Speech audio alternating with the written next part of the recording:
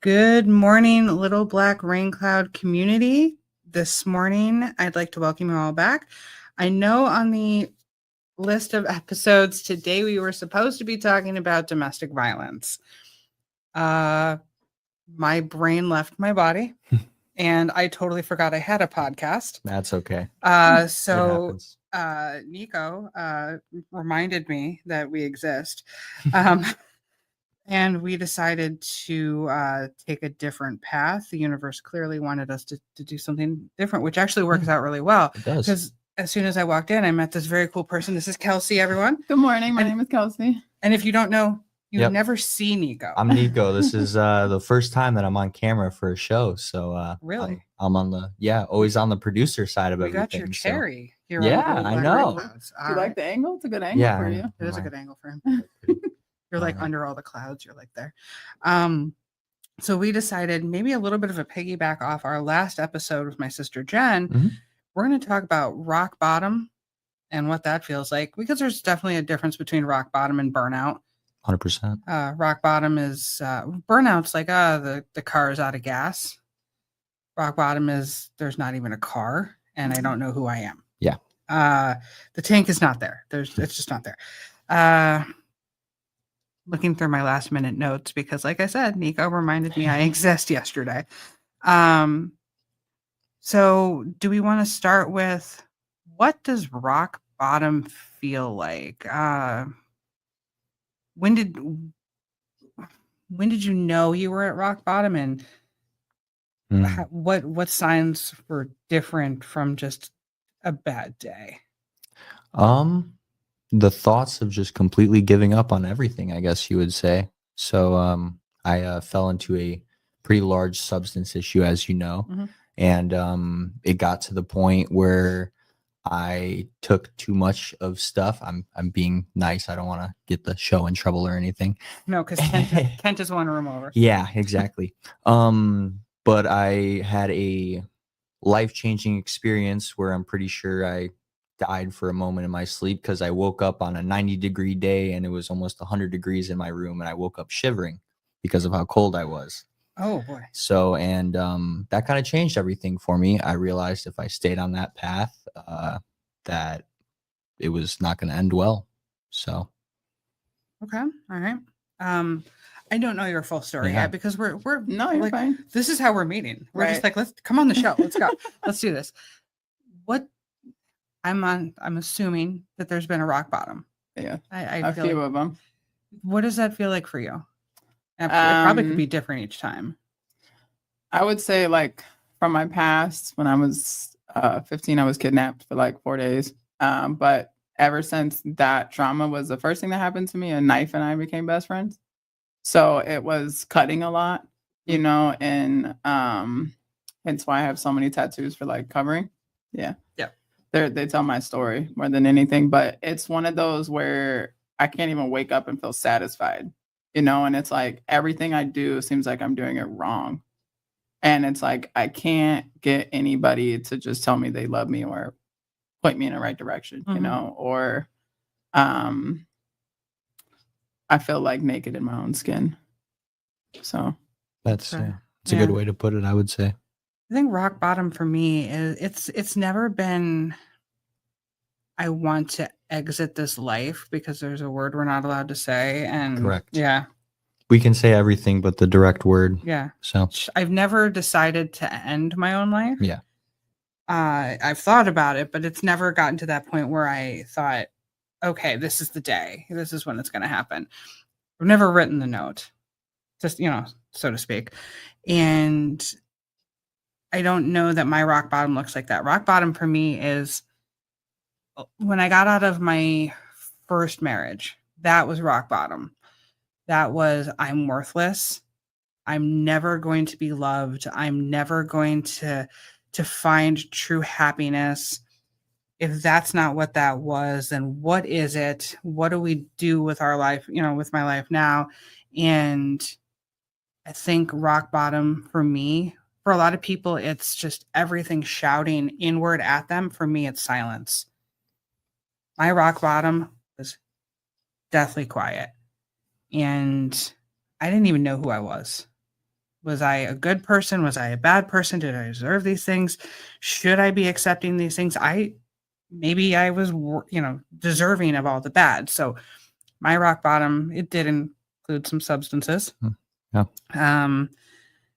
Which was a means to an end. Right. It really didn't make me feel any better. No, it's only makes things worse. Mm-hmm. So even the instant gratification of self-injury, it was like a Band-Aid on an arterial bleed. Yeah. Like, okay, I can control what I'm doing here. Right. Until I can't. I can't control the urge to do it again. I can't control the need to do it again, the impulse to do it again. So my rock bottom looks very different than what I imagine it looks like for some people. Correct. Yeah. So turning points, how do you, we were kind of joking before, it's not really a joke, it's more self-deprecation on my part. Rock bottom has a basement. Just when you think it can't get worse, there's the sub-basement. When does the light turn on in that basement to start climbing or clawing or, screaming for help, getting out? What does that look like for everybody else? For me, it was realizing that if I stayed on the path that I was, that the people who cared about me the most would, lose me in a sense. And I've experienced, as a decent amount of loss through my life. One of those being my father, who took his own life. So ever since that happened, that I never want to do that to anyone that I love. I feel like that's just a horrible, selfish thing. That's a tether. I had a similar feeling when my dad took his life, that I wanted to follow. I wanted to go with him, Right. But I also never wanted to put my mother through that again. I didn't want to put anybody that even minuscule amount of love for me to go through what my dad put me through. Now, I don't think, I can't speak for your dad, but I don't think my dad foresaw what it was going to do to us emotionally. I don't think he wanted us to hurt. Yeah. But his light at the end of the tunnel, his rock bottom was the oncoming train coming towards him. Yeah. So, I don't know that I could have ever done that. Rock bottom never made me feel like I could inflict the pain I had on somebody else. I don't know. Yep. That was kind of my turning point. Is I didn't care what happened to myself. I cared too much about what it would do to others, and that's what kind of was that turning point for me. So what do you have to say about that, Kelsey? I think mine was like sports. So I was heavily involved in basketball. And so like basketball took me away from like trauma at home or abusiveness or friends or just where I'd never felt accepted. Mm-hmm. And you couldn't tell me anything on the court. Like I was the biggest trash talker ever. You know what I mean? I knew I was good. So I was like, well, this is my safe haven in a sense. Right. So when I started to get on the court quite a bit and just understanding that I'm not alone, because I'd start talking to people and they would see my cuts. They're like, well, what? You know what I mean? And strangers are the best therapy because they don't know your story. They're not in the midst of it, And so for me, it was going to different places playing basketball and people didn't know me. They start asking questions. And it's that 5-second conversation really does a quick turnaround. Right. It's like mini therapy. It is. Yeah. Right. So, and I write a lot of poetry, and I would do like poetic jams and stuff. And people are like, man, your stuff is so dark. Mm-hmm. And I'm like, you don't understand. Like, I'm sure you understand to a little bit of extent, you know, because we've all hit rock bottom at some point of our life. But it's just, for me, I have to be able to express. If I keep it in, like, I'm going to lose parts of my skin, you know? So it's, and it's that, and it's also, for me, I got out with music. So like, I'm really big into like grounding and like nature music and just trying to read the signs that the universe is giving me, you know, because there's always going to be a light, whether we want to see it or not, you know. Sure. And I wasn't really one to believe into like take a life. I was never getting to that point. Like, I understand the body's anatomy, and I never cut anywhere where it could, you know, cause that. Right. But I've had a lot of family members, and like 3 best friends of mine all did it. But their thing was, that was their way to relieve their suffering. And who am I to judge? You know? And I was like, well, if they're not suffering anymore, perfect. Right. You know? So it just, sports would be mine. That's my safe haven. That's a great outlet. It's like physically a great outlet too. Right. But there was a study, I believe it was, and I don't want to admit that it was this school because they're my rival, but I think it was out of OSU that said that people actually think better while doing physical activity. They were showing that you could actually do better in math while doing physical exertion, which is crazy to me. Even, I like math. I don't so much love physical exertion. Right. I'm like, you're telling me I can do the quadratic equation better if I'm running? I think not. Yeah, that's. But I could see that, you know, if you're on the court and you're in your space, like you're in your safe space, and now you're like able to like really open up, because this is your domain. Right. Like, I control the narrative of that story when I'm on the court, and the people around me are just my audience, either reading or listening. Yeah. And music, I think everybody can agree that music is kind of the only thing that never leaves. Yeah. For music, for me, it was kind of in the other way than the grounding and calming stuff. For me, it was the more of depressing lyrics and stuff like that, relatable songs at that time that helped me get through a lot of stuff. So, I mean, now I'm kind of curious. It's a little off topic, but we have some favorite bands. We allowed to put some favorite bands out there? Like, what do we listen to when we're in a funk?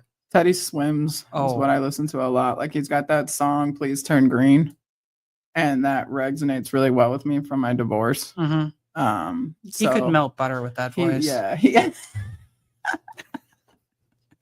Shout out to Teddy Swims. I love Teddy Swims. He just speaks it all. Like, he speaks the good, the bad, and the in between. And when I catch myself, though, like if I feel like I'm about to cry and I feel like a past memory come in, I'm like, no, I'd snap myself out of it. It's the door for me. Yeah. Oh yeah. Yeah. So yeah, I would say Teddy Swims is like probably number 1. Gotcha. For me, when I was in the midst of it, this was when I was a young teenager and everything. Do any of you guys know Little Peep? Yes. Yeah. I was a big Little Peep guy. That's now, depressing as shit. Oh yeah. That's what I mean. It was more of the depressing songs, but now you're gonna get a kick out of this one. Johnny Cash. Okay. Boom. That's good. Yeah. I know who that is. Yeah. I would hope so. If there's anybody that doesn't know who Johnny Cash is, I need you to check yourself somewhere. What was yours? Now or then? Then. Manson. Okay. Falling in Reverse now, but which didn't get any less dark. Manson, Korn, 3 Days Grace, Metallica, Cradle of Filth. I mean, pretty much anything your parents probably didn't want you to listen to. Yeah. I listened to a lot. Oh, it's so emo. I'm definitely an elder emo at this point. I listened to so much My Chemical Romance. Okay. Because 3 notes of Black Parade and your eyeliner is running. Gotcha. You're good. Yeah, good point. That's how I feel with the song Remember Everything by Five Finger Death Punch. That is a hard one, but if I want to remember somebody, I listen to that all the time. That's a good song. So their cover of Gone Away by Offspring originally. Okay. It kills me. Like, the original from Offspring is good, but it's in Offspring style, so it's a little like upbeat for Offspring. And when Five Finger did it, I think the line is leaving flowers at your grave shows that I still care. Mm. And it feels like you're so far away since you went away. I'm like, all up in the fields. But yeah, I think music is definitely one of those things that you can get lost in. But I also think it helps. We can either pour ourselves into it because somebody else feels the same way, or it can pull us out that there are other people that feel like we can get better. Right. It can really do all of the things. Yeah. And then there's just Johnny Cash. Yep. Yeah. I don't know why, but it's just comforting to me. It We weren't allowed soothes my soul. We weren't allowed to talk about any specific of your vices, Yeah, but Johnny Cash yeah. and his cocaine blues. Yeah. Yeah. Exactly. So Let's see, what was my next thing that I had on here? We talked about rock bottom, but let's talk about rock bottom versus burnout. Do you still feel burnout? me personally, yeah. Yeah. At least once a month. It's very busy. I have a pretty hectic life still. So yeah, I would say I get burnt out, and that mainly has to do with me not taking care of myself as good as I should be. So Okay. not eating or not getting enough sleep, and then continuing to go back to work and do another 12-hour day. Right. Just very draining. And I'm like, it'll be fine. I'm like, I'll be burnt out for a couple of days, and then, but I don't realize until it's happening that it also affects my mental health when Mhm. that happens. Mhm. So I definitely experience burnout still. Well, just to ease everybody's mind, he had a snowman cookie for breakfast. Yeah, I did. The snowman cookie was very good. So That's the epitome of healthy right there. Shout out to Starbucks. Yeah. I just told on myself. That's amazing. It's fine. Do you still feel burnout? What does that feel like for you if you do?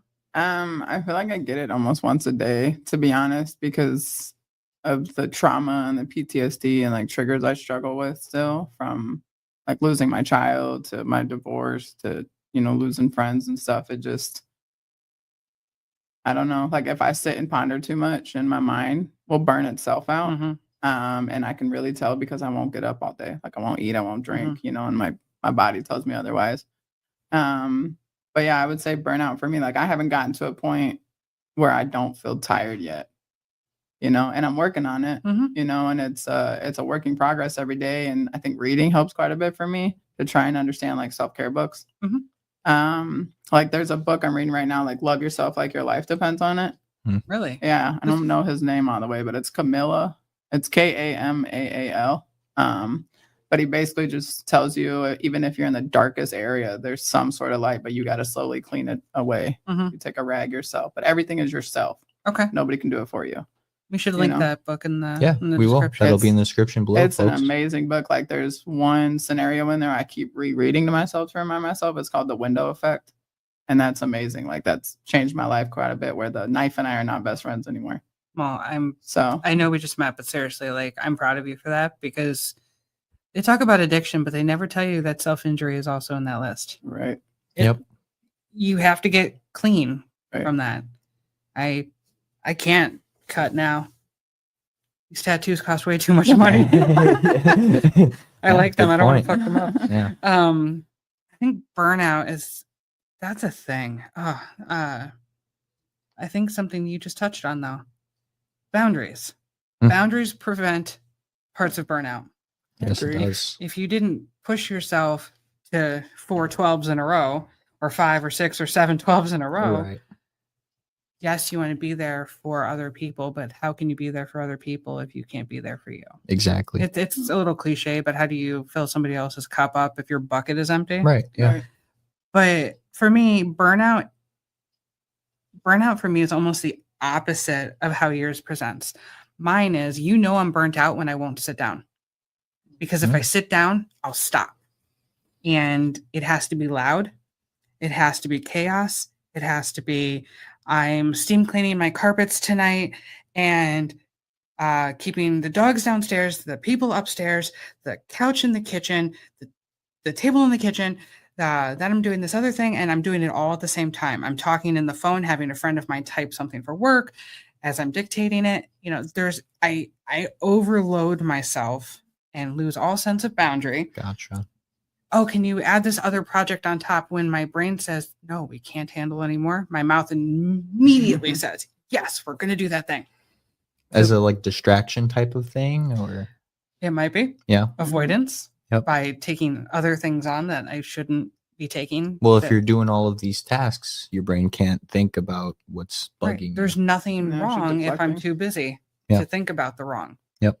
But I do that, I think, to avoid silence is the worst feeling for me. I sit alone with my thoughts long enough and it turns into, I don't like my inner voice. Yep.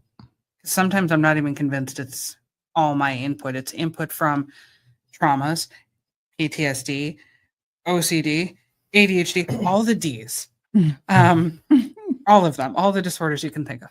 And most of the time, they play nice together. But when they don't, Right. they're fighting, and especially when it's quiet, because then they have space to talk. So I like don't that. like quiet, which is why you hear a lot of Megadeth in my AirPods. Let's see, what else did I write down here? Okay.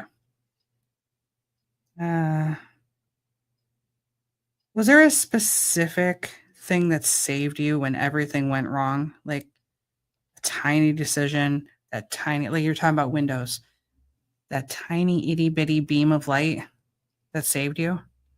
Was it a specific thing? Was it a thought? Was it a realization? Was it a person? I'm probably a person like my grandma. Like my grandma and I had a lot in common. Like, people say I'm the black sheep of the family. There's always the one. But like she saw me through and through.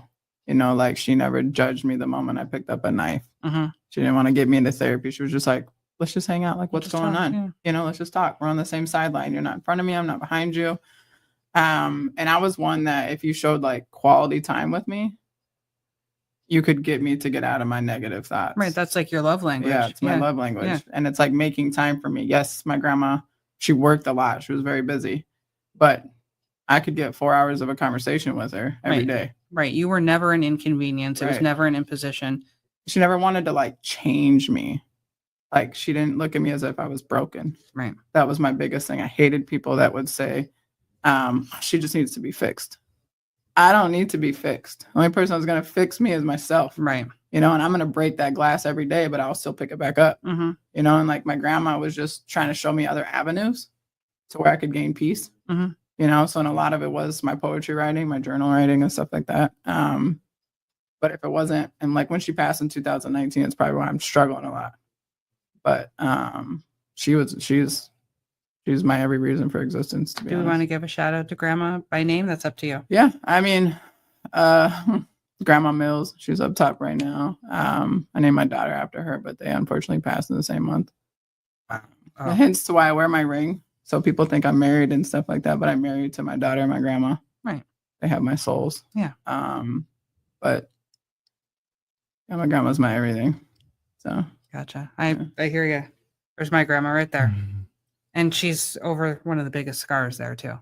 So Yeah, that's why she's there. insane. And she was, what is it about grandmas? Gotta ask, did you have a good grandma? Yes, I did. My mother's side was the one that was mainly in my life. Unfortunately, she passed when I was like 7 years old. During the same year, my parents got a divorce. Oh, okay. So, Let's just stack, yeah. pain on pain. But no, she was an amazing grandma. I could never do wrong in her eyes. I was the only grandchild that she had that I could get away with anything. She was amazing. So we called her Frama. So shout out Frama. But I was yeah, the only grandchild, which definitely showed. my My mom's spoiled. rotten. My mom's mom, Sally, but I called her Grammy because there was a.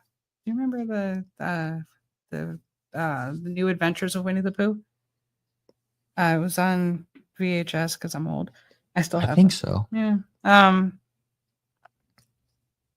One episode, there's like a little bird and a rabbit adopts the bird, and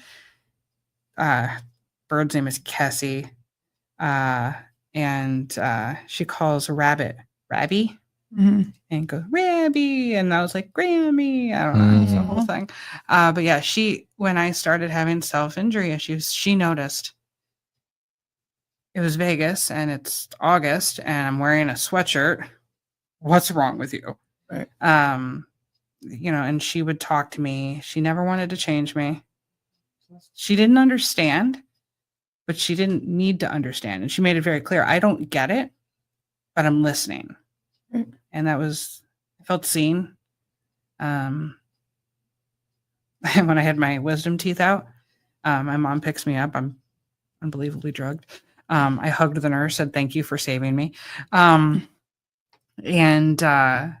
mom's driving me home and she's like, okay, what do you want to do, to get better? I was like, take me to grandma's house. Grandma will take care of me. And I feel so bad. Not that my mom was a bad mom. My mom is fantastic. Take me to grandma. So yeah, grandma's. It's like our safety blanket. Truly. She was like 4'11" of safety blanket. Oh. She was travel size grandma. So if you don't have a grandma, go find one. Yeah. Because that's or gonna find someone like that at least. It doesn't need to be a grandma. It can always be a friend or for instance, mine was when I went into rehab. So most of my life I've always been putting other people's feelings before mine and trying to take care of them and make sure that they were okay. And when I was at rehab, I was in a pod with about 13 other kids, and I finally got a counselor session with my counselor that was a session with not only me, but with my mother as well, because we've had a lot of issues. And just as it's about to start, all of a sudden over the radio, the code comes over that there's a fight and it's in my pod. So I run out and it's two of my closest friends in the pod fighting each other. And I ended up having to break it up because they have a policy where they're not allowed to get involved because we're minors. Don't even get me started on that. It's the stupidest. Yeah. We're just going to let them hurt each other. Yeah. So I ended up getting punched in the back of the head. That the punches weren't meant for me. They were meant for the kid I was trying to protect. And after that was all done and they got kicked out of the program, I was sitting on the couch for a whole group counselor session and I was just shaking because I was just like, I couldn't hold on to my emotions, I guess you would say. And Mr. Dubs, shout out to Mr. Dubs, was one of the counselors there. And he reminded me so much of my father. He saw that I was freaking out and I wasn't okay. And I was always the strongest one there, never had any issues compared to every other kid that had issues there. So he pulled me into a room and I broke down crying. And he was kind of that rock for me and showed me that it was important that I needed to take care of myself. And if I was going to put myself first, that now was the time. And that's when I went to rehab. I was self-admitted. I was the only kid there that went willingly. So I realized that I needed to start doing it for myself and not for others like I was originally intending on doing. So you found a rock in rock bottom. Oh, yeah. Yeah. That's cool. So, That's amazing. Mr. Dubs was amazing. So I like that, you found somebody that like the grandma type found you, saw you, acknowledged that there was something going on and that you needed that time to be able to release everything that was going on. When you've got all those things going on, you're strong for everybody else except for yourself. Yeah. So. Yep. 100%. Do you ever get told, God, you're so strong? A lot. Do you hate it? Yeah. Pisses me off. Do you see? Pisses me off. Yeah. Yeah. I like how they think there was another choice. Right. Were there other options? Right. And why were they not presented to me? Yeah. Of course I'm strong. It was either strong or die. Yeah, you adapt or die. It's nature. It's either get right with it or what was it, Shawshank? Get busy living or get busy dying? Yep. Yeah. That's kind of how it felt for me. It was very... Kent has joined the room, by the way. We have your mouse. Okay. I feel like another one too, though, is like people say, "Oh, you're so calm about the situation," and I'm like, "Whew." If you don't know the type of thunderstorms I have been through, the calming of the storm is now. Where people say, "Oh, wow, you can really talk about that without breaking down," and I'm like, that took a while. So I don't know that the pain itself changes. Right. It just gets easier to say out loud. And that doesn't make it hurt less. I mean, right after my dad passed, I couldn't say it. I couldn't explain it. Started going to a group, SOS, which the name of the actual group, because Kent's in the room, is Survivors of Suicide. If you haven't been to a group like that or that specific group, it's definitely worth it. The first thing they make you do, it's almost like AA. My name is Hope. I lost my dad, the date, and everybody there lost somebody to their own choosing. They make you say how. Which was such a kick in the teeth the first time I went, because I thought I had issues with self-injury for so long, and I was finally done. I was done with it. I hadn't cut in 7-8 years at that point by the time my dad passed. And I'm like, that is a road I cannot go back down. So I'm going to check myself into this weekly meeting, and on my own. And it was literally a week after my dad passed. And so I'm there, and they're going around the room, and all the newcomers, this is what we do. So they get to me and they're like, okay, what's your name? My name's Hope. What's your dad's name? Oh, Dad. But Ben, the date he passed. Oh, and how did he do it? I was so not, even though I had just heard the entire room go through all of these things. Right. And then I had to say it out loud. So I was really vague about how he did it. They're like, no. Where did he do that? It was like sensory overload to my brain. But then I said it. And then the next week I knew what I had to say, and it got a little easier. Now I'm obviously not going to say it on the air, but now I can say he did XYZ on the side of I-15. Yeah. And it doesn't make it hurt any less, but now I can say it. Right.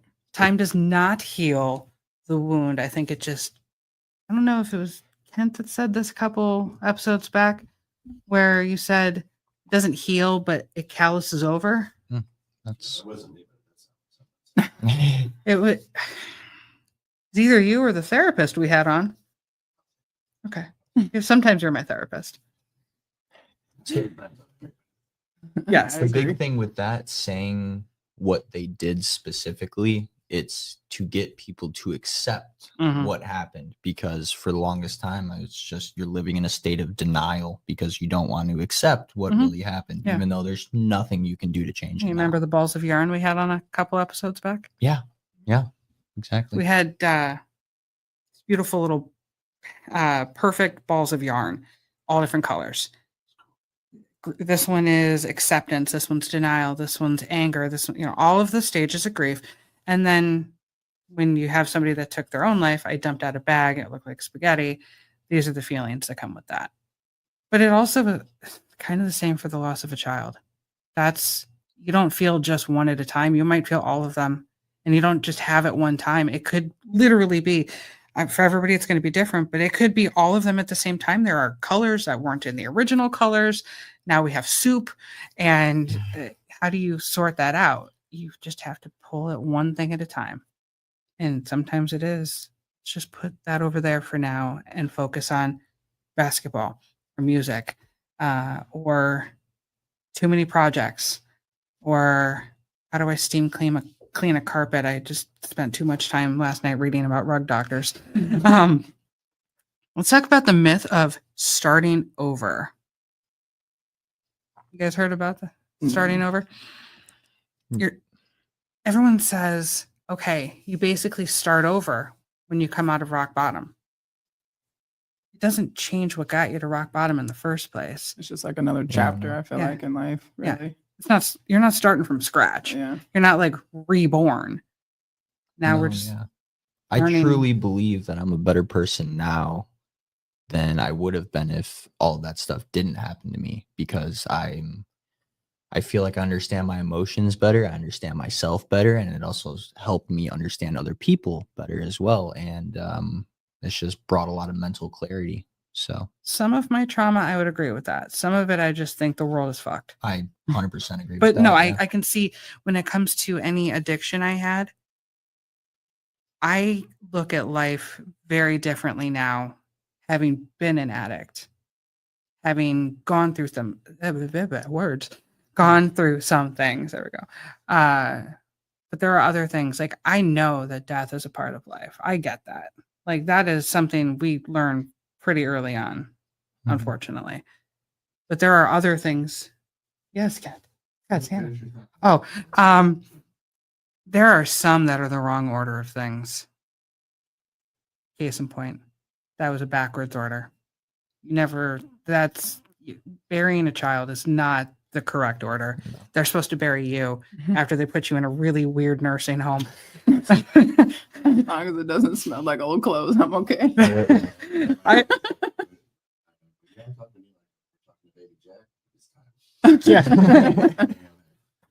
Yeah. Starting over is a phrase, right, that somebody who hasn't been through has created, right? Mhm. It's not whether you win or lose, it's how you play the game. Said every loser. Yeah, exactly. Right? And so somebody was like, "Oh, hey, just start over as if your life is an Etch-a-Sketch." It's Shit. not. Right? Yeah. That's burned into your lifeline now. That's burned into your being. And it's very insensitive, I think, for somebody to say, "Hey, let's just start over." Mhm. No horseshit. Mhm. You can't. Well, There's no go back to go and let's start over. the example I use on starting over, I mean, I think you can appreciate on this one is it's biblical. And I'm not a super religious person anymore. I really am not. It is etched into me though. You would not have St. Paul if you did not have the douchebag that was Saul. Like, he didn't start over. He wouldn't have been the incredible human that he was and the wonderful saint that he is now, and the beautiful books that without being the complete, I call him the biggest douchebag on earth, Yes, that he was prior to his rock bottom. So he didn't start over, and if he didn't start over, we're not going to either. No, I don't think any of us at this table are up for canonization. No. no. No. Mm-mm. Also, yeah. I feel like we have to die for that first, so we want to wait for that, and we're gonna wait. Yeah. And it's there's so many people that they mean well, right? They mean well. It's like, I can't sit in your pain because I've never been through that. Yeah. I hope I never have to, right? But I don't know what else to say, right? It's the lack of an answer. Mhm.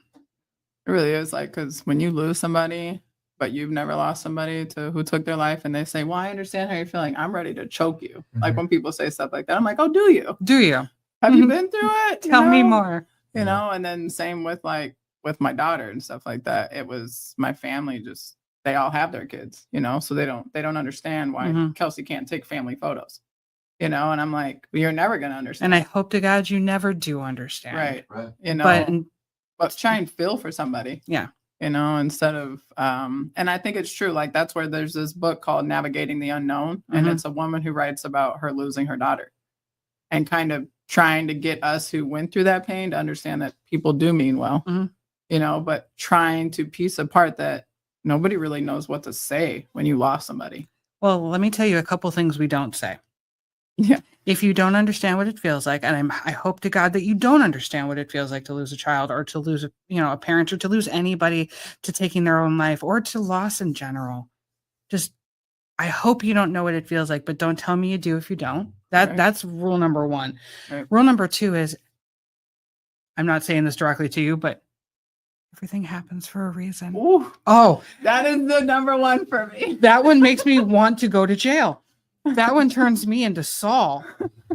Oh, I actually, in my younger years, punched somebody for telling me everything happens for a reason. It's God's plan. I'm like, we're not talking about this, or you will see him sooner. How good terms are. Get right with Jesus, because you're going to see him here in about 40 seconds. So Cappuccino, who, and I'll get emotional about this. I mean, he's a brother to me. When his brother passed, right. I've got all my brothers, right? I got my mom and dad still alive, right? He got nobody. And I told him, I'm like, listen, bro, I said, if you're looking for advice, I can't give you it because I don't know what you're going through. I said, but if you need somebody to walk with you through this shit, I'll walk with you right by your side. But don't ask me for advice because I can't give you any because I don't know. I don't know that. Right. And I've lost good friends. Right. Right. And mentors. But my family's still intact. Right? But what you said was perfect. Mm-hmm. That was the perfect response. There's never a response that's going to be 100% perfect, but that was the closest. That was something standing on its tippy toes and almost touched perfect. Because you acknowledged, I don't know what pain you're in, but I also know that I love you. I mean, I wanted to take it away. You know what I'm saying? Who I am as my person, I wanted to take it away from him because I'm like, he doesn't deserve it, right? But I couldn't. But I was just like, yeah. Yeah. That's why I would say to people, like, be kind to those, because you don't know people's triggers or sufferings that they're going through. A lot of us suffer in silence, right? Because nobody really pays attention or listens to what we're saying. And sometimes we suffer in silence, so we don't hear those things. Correct. Yes. I think also, I don't know who's religious. Well, I know who's religious and who's not religious for the most part. We've just met. But if you're a praying person and you tell me, I'm going to pray for you, I appreciate that. But if I know that you do not pray for anything except on mornings with a hangover and you're praying to the porcelain God, do not tell me you're praying for me. It's an insult. It annoys the ever loving out of me. I know you don't pray, so don't tell me you're going to, because it's an empty gesture. Right. What isn't an empty gesture is telling me, if you're feeling anger, let's go to the thrift store and get some plates and go break them. That's cathartic. Amazing. Yeah. Doesn't that? Let's go to a rage. Have you ever been to a rage room? Oh, yes, I have. Oh, followed the range is great too. Followed by axe throwing. It seems to round it out. It's beautiful. There's I a like place- weapons. There's a place up in, shout out to, I think it's called Bull Axe Throwing. Bullseye axe throwing? Yeah. Is that Bullseye? Yeah. There's one in Libertyville. Crystal Lake has one. There's the Rage Room one is up in by Mundelein or something like that. Yeah, down in Schaumburg, there's one. There's like an old technology company who, when they get rid of the really old TVs that are like 70,000 pounds and the computers, they just have people come in and we baseball bat them. It's amazing. Crowbar to a flat screen. Oh, that sounds beautiful. Chef's kiss. Oh, that was like a beautiful experience, and it's cathartic. Oh, it's so good. So if you're sad, safely break things in a rage room. Also, That's you're like Not in your own house. yeah, it's not in your own house. One thing I did though is with my divorce, my dad took me to a shooting range, Mhm. and I had all the pictures of marriage. Oh, And let's just say I had some really good aim. But I would never do anything Boom. like that. But it helps with the rage. Like, you have to get it out somehow.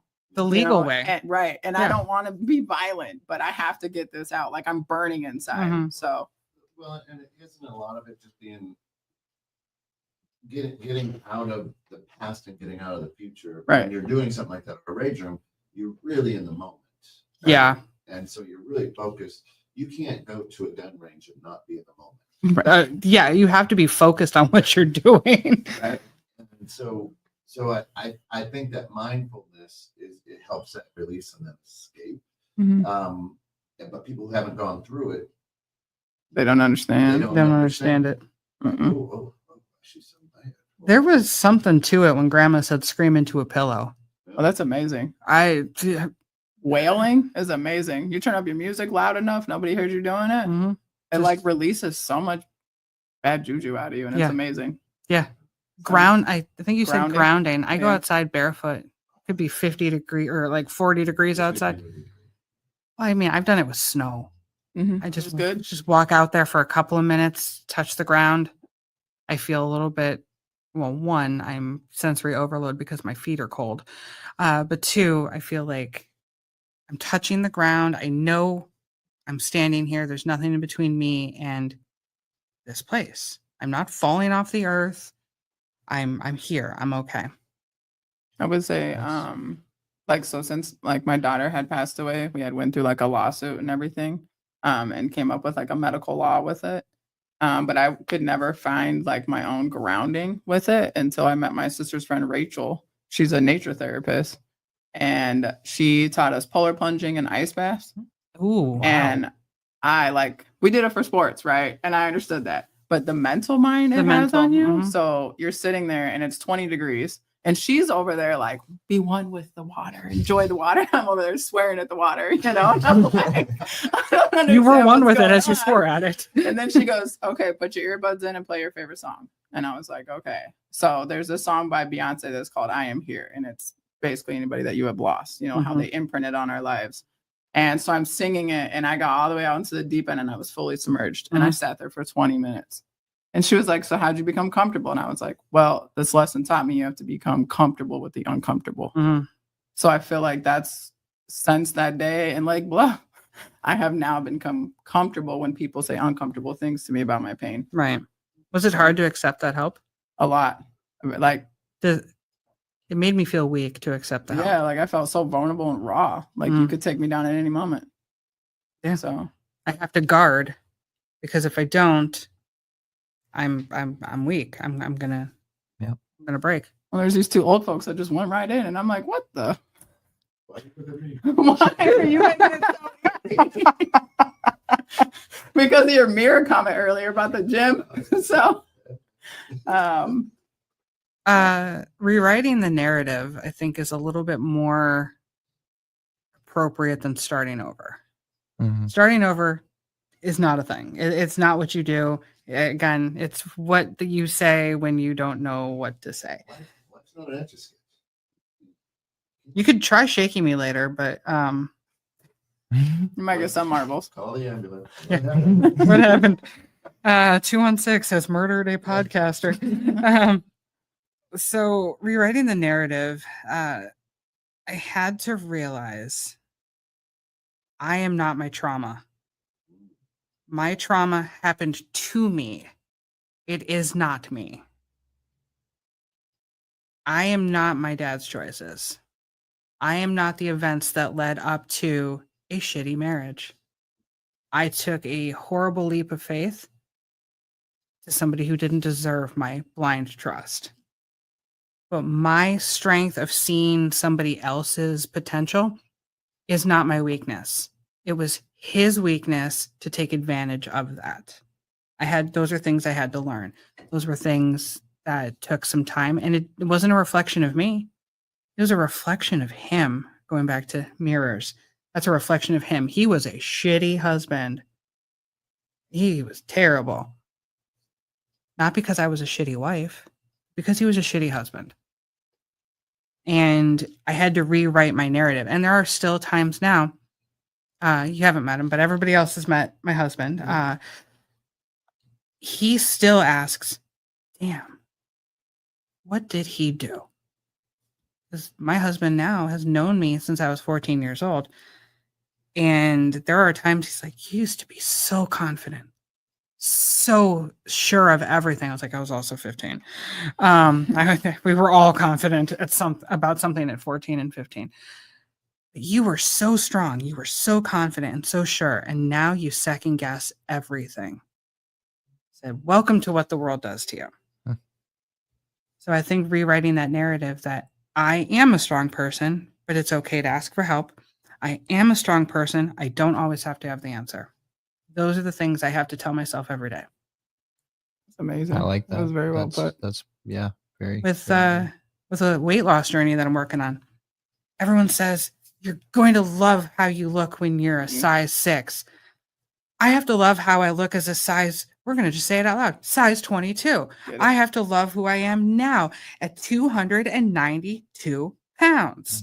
I have to admit those things. I have to love myself the whole journey, not just when I'm a size stick figure. Right. I have to love it all or not at all. Or not at all. Yeah. Yep. Self-love isn't attached to a jean size, a weight, a IQ level, a job title, a where you're at in life. If it isn't self-love, it's going to turn into self-hatred. And that is something you do not want at all. That's very true. So very true. I'm trying to see where I'm blind. I'm so blind. I have my glasses on. I still can't see. I got the buzzer. It'll just go off. when Oh, I'm done. sweet. It's like cooking a cake. What does thriving mean? And what does it look like? Not like the Instagram version, but like the real thing. Thriving. Thriving. Not Yeah. like Thrive Market or anything No, like that? I mean, I love their keto selection. Oh, yeah, That's I new for agree. me. Oh, yeah, I was vegan for like 3 years. So. I'm so new to like chickpea flour. Oh. I could never. You'd be surprised. It tastes a lot better than it used to. Hey, cricket powder too is delicious. Okay, that I'd try, just because. And you're that's- worried about chickpea flour? It's. And, What about garbanzo flour? I don't know. It's the same. It's the thing. same thing. Is that garbanzo? Yeah. Oh my god, it is. Yeah. It's actually. Wow, you tricked me. See, it's just how you say. I made these something. tiny little chocolate bundt cakes with dark chocolate and chickpea flour. Oof. Sounds Mm. yummy. What's the difference? And I have not found one. Chickpea. well, Between that and difference wheat between- flour? Yeah. It's not wheat. So What's- chickpea is a healthier Uh, version for you because you get more protein to Right. it. So Oh, keto okay. is like low carbs, high fat, and high protein diet. Okay. So You can literally have all the cheese you want. like being a vegan, I can get just as much protein as somebody who eats meat. Mhm. So with Mother Nature, she provides all that naturally. Gotcha. So Okay. Because carbs turn into sugar. Yeah. right, and carbs Yep. are part of the high fatty foods now. Mhm. Yep. So My mother's a diabetic. Trust I know. I'm just saying the little bundt cakes I made, they're literally like teeny tiny. Yeah. They have 2 grams of sugar. probably delicious with that dark chocolate. Oh, Mm. Being high in protein, does it cook any different or No. bake any? No. Okay. It cooks well in your body. and it goes really well in my air fryer. Oh, okay. Might have to try this. We're then. thriving right now. We I'll- are. I'll bring Okay. some in, and just for you, I'll bring a little Cool Whip. I won't have any, but you can have some. There's not a lot of sugar in Cool Whip either. There isn't. No, Yeah. but the dairy like aspect of it. Yeah. I'm trying. I'm not completely keto yet, but I'm getting there. But outside of Thrive, I love that store. Shout out to Thrive. There's a couple other stores that are called Thrive, and they're also awesome. It's very unique. There's one in Algonquin. They sell a different product. A A different flour. different flour, exactly. What is thriving for us now that we're not in rock bottom? Mm. Constantly moving forward and trying to do better every day. That's what thriving is for me. Momentum? Yeah. Okay. Momentum and trying to stay on the right track. I would say like self-analyzing, like getting to the point where I did something good, or that's probably not how I should have done it, Kelsey. You know, but- Actualization. Yeah, Yeah. like acceptance of myself. Okay. I fully love myself now. Okay. So the fact that I can self-analyze and still move the next day, that's thrive for me. That's Okay. my success. Thrive for me is getting out of bed. Today I washed my hair. I didn't do anything with it after, but I washed my hair. And, knowing that my routines are there and they become habit. And it is so weird to me. I'm going to be 38 this year. I'm not in jail. I don't have any warrants that I know of. I'm in a good marriage. I have my mom. I've got 2 ridiculous dogs. I call that the white picket fence of normalcy for me. Routine and normal, I think, are my thriving. What's your thrive? Mm. Oh, he's writing a book over there. No, it's a good question. For me, I think thriving for me is when I can lay down at night and go, it's a good day. And I'm not worried about tomorrow or what happened during the day. Today was a good day. It was just, you know what I mean? Yep. It was a complete day. I'm not laying down to rest. I'm not worried that I didn't get something not done or Right. or I have to do something tomorrow. I'm in that space where it's just like, okay, I made it. Sliding in. We'll hit tomorrow as we hit tomorrow. Because I think you can thrive, but not necessarily. You can string days together maybe, but yeah, to your point, it's like, I don't hurt, or whatever the case may be, you know. And Yeah. and I think there's a lot of time during life that you might thrive for a minute, right? And then it hits you again, and you're like, oh shit. Yeah. Life happens. Yeah. So thriving for me is that moment of peace, maybe during the day or at the end of the day, where I can go, good day. That sigh at the end of the day. Yeah. A good sigh. A good sigh. Not the Midwest sigh like, oh, it's. Oh. Yep, exactly. Oh. Let's talk about your toolkits. What do you suggest? Like, what are your biggest tools that you use to stay in that, for you, that forward momentum that keeps you going? And it could be mentally, it could be physical, whatever. What are your tools? For me, it's reminding myself that there's more to life than just the current problems at hand or whatever is currently going on in my head. I need to remind myself that there's way more to accomplish in my lifetime. There's way more I want to do, and that it's not going to be like this forever. So, and that I can only learn and grow from it. So. Okay. I would say for me is, since I read that book, is he says, say 5 sentences to yourself every day if you feel like you are stuck. So like for me, I have like my own values now from my pain. So it's like, my pain is my peace, my patience is my power is my progress, and my progress is my prize. That's amazing. So That's really good. Can we do that one more time? Yeah, I'm gonna mix for up a real. piece somewhere. My pain is my peace is my patience is my progress is my prize. I love that. That's- yeah. So I love everything Um, about that. so I write, like, a lot of my poetry now is with that, you know, and I remind myself every day with that, you know, like the flyers I've created for my nonprofit, my business, all say that. So We need to link the nonprofit to the description too. so it's Perfect.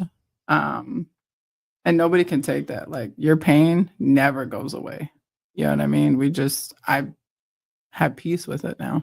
You learn to live with it. Right. You know, Yeah. and like my patience might not come on the same timeline as somebody else's patience, but it came on the time that I needed it. Yeah. So Well, it's nobody else's timeline. It's yours. yeah, the world tends to think we need to grieve on their timeline though. Oh, they can F They off. can- yeah. But that's just what I do for myself is, even like if I'm at a family event and I feel myself crashing, Mm-hmm. I go into a dark room, shut Mhm. everything off, and I just say that to myself. Mm-hmm. So. You like clear the playing field for a second. Just It's get like yourself- a reset, rebuild, reframe Mhm. type of mentality. Okay. Yeah. See, all the P's that were in yours are so much better than the 7 P's I have. What are yours? Proper, prior, planning prevents piss poor performance. I use that a lot. It actually does keep me. I should put that in my toolkit. I think for me, the toolkit is dogs, chocolate, music, and therapy. Mm. Used to be caffeine, but there's not as much of that these days. Mhm. What's in your toolbox? My toolbox, I go to church every day. I want you to understand what my church is. My church is a gymnasium, right? Okay. And the bouncing of the basketball, it's in my DNA. So no matter what kind of day I'm having, if I go into that gym, grab that basketball, the world becomes better. Right? And I'm 56, so I mean, you know, it's weird, right? But I'm blessed to be able to go to my church every day and share my passion with Mhm. people. The other is nature. When it's back to your point of grounding, now it hit 32 degrees already this year, so my feet ain't gonna be warm till June. So I ain't walking outside barefoot in the winter, right? Yeah, you know, like this weekend, I'm gonna be at church all day tomorrow, right? But then on Sunday, I get to go to my other church where I'm gonna be out in the yard cleaning up, you know, working in the yard, being in nature, you know, being outside, away from electronics, away from. So my tools are, you know, are the places, you know, where I can focus on something other than what the world is handing me, Mhm. you know. And I talk to my trees. I got 2 big maple trees, and I talk to them all the time. I'm raking up their leaves. I'm like, hey, I appreciate, I ain't swearing at you, but I appreciate that you drop most of them in the neighbor's yard. That's good. But if you could talk to my trees, that'd be great. Get them to do the same. But but I talk to them all the time, and when I know there's a storm coming, I go outside and I talk to them. I'm like, hey, it's gonna be windy, 45 mile an hour, gust up to 80, whatever. So hang tight. If you're gonna drop away from the house. I mean, my wife is like, you're so weird. I'm like, hey, tree isn't on the roof, is it? No, right? It's so far it's work, but I'm like, instead of building up that anxiety because of the storm that's coming, I go outside to where I feel that peace, right? So my tools are the gymnasium, the basketball itself, and nature. Okay. And music plays a big part too. I always have music going. We already named our favorite bands. You want to put a favorite out there? What genre? What's kind your of favorite band. grounding music? My favorite grounding music is, I am a Southern rock guy, and kind of 2000-ish country, because there was a lot of Southern rock. So, the Leonard Skinner, stuff like that. Okay. And that's what pulls me in. And a lot here. I love old school jazz. We play it here at the station a lot in the clubhouse, and that's just, I don't know but there's so much soul in it. You know what I mean? You can feel it. That jazz and blues is just like, you're like, dang, that guy was hurting. Yeah. Well. Yeah. Why do we have jazz if not for pain? That's right. So I know we're gonna wrap up, but I want to thank you guys for both being here today. Of course. Thank you for impromptu jumping in. Like, I'm so glad you're here. Kelsey from the grounds, everyone. yes, 7:30 yes. every Friday morning. Every Friday morning. Thank you for sharing your story. We don't talk about this stuff enough. It honestly is just stuff that it's too taboo to talk about. We don't talk about it, and that's why it never gets addressed. Rock bottom is not the end. It is, however, a beginning of the next chapter. If you're listening to this and you're in a dark season, you're not alone. We're here. You can always email us, send us a message on any of the socials. We've all been there. We've crawled through it, and some of us are still crawling through it. That's just how it is, and we're going to be here for that. Until next time, be gentle with yourself, and remember that even the darkest clouds bring rain.